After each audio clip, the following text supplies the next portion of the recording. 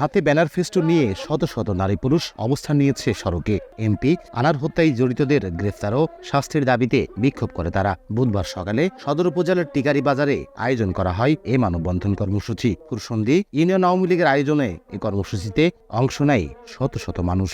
হত্যার পিছনে কারা কারা জড়িত আছে তাদেরকে খুঁজে বের করতে হবে এবং খুঁজে বের করে আইন আমলে আনতে হবে। এদিকে এমপি আনার হত্যার ঘটনায় জেলা আওয়ামী লীগের সাধারণ সম্পাদক সাইদুল করিম মিন্টুকে ফাঁসানোর চেষ্টা করা হচ্ছে অভিযোগ তুলে তাকে মুক্তির দাবিতে মানববন্ধন করেছে অন্য একটি অংশ।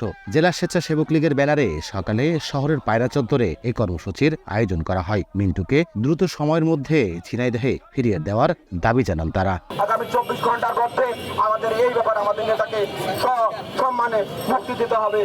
নগদে 500 টাকা বা তার বেশি পেমেন্টে পেতে পারেন ঢাকায় জমিসহ 20 কোটি টাকার পুরস্কার।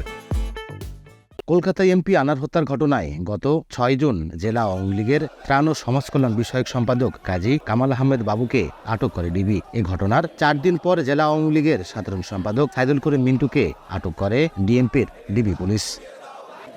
লোটাস রহমান সোহাগ, সময় সংবাদ, ঝিনাইদহ।